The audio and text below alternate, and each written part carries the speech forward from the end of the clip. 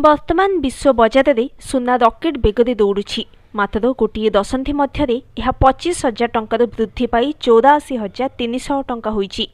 2012 August में सुना मूल्य प्रथम थर पर 10 ग्राम पिछा 25,000 टंका स्तर को पहुंचीथिला एवं 2020 जुलाई में 50,000 टंका पार होइथिला।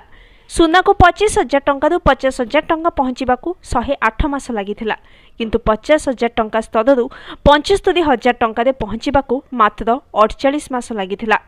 2024 सेप्टेम्बर में सुना मूल्य 75,000 टंका पहुंचीथिला। आज भारत में 24 कैरेट सुनार मूल्य प्रति ग्राम पिछा 8,430 टंका। सुना पाई परवर्ती बड़ माइल खुंट हेउछि 1 लाख टंका स्तर।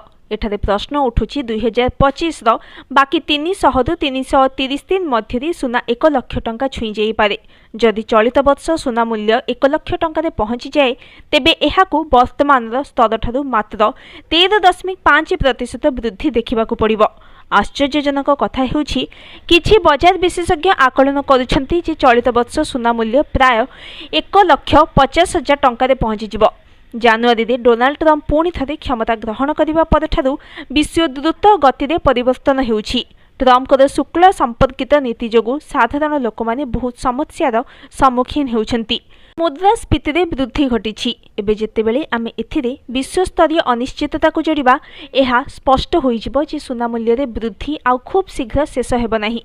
एक रिपोर्ट रे काम ज्वेलरीर एम कलिन शाह कहिसंति जे ट्रम्पकर शुक्ल धमक अर्थनैतिक अनिश्चितता को इंधन देछि।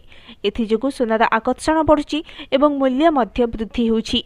भू राजनैतिक उत्तेजना, संभाव्य अमेरिकार शुक्ल एवं अर्थनैतिक मांदावस्थार चिंता सहित निवेशक माने सुरक्षित निवेश माध्यमर संधान थिबारु सुना 2025 नूतन उच्च स्तर छुईबाकू जाउछि। अपरपक्षे अमेरिकीय डॉलर मध्य सुना मध्य $3,000 माइल खुंटर निकटतर होइछि। वर्तमान गोटे आउंस सुना प्राय $2,858 कारोबार हेउछि। यह प्रति 10 ग्राम पाई $1,027 पड़ुछि। ट्रम्पकर शुक्ल लागू सुना मूल्य को प्रभावित करने व्यतीत अमेरिकीय फेडरल रिजर्वर भूमिका मध्य गुरुत्वपूर्ण हो जाइछि। 100 बीपीएस अर्थात 1% हार ह्रास करने पर अमेरिका फेड हार में कौन परिवर्तन करना एवं शुद्ध हार में ह्रास खूब शीघ्र मध्य हेबाकू जाउ नाही।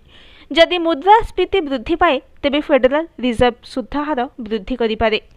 Bureau report, news today.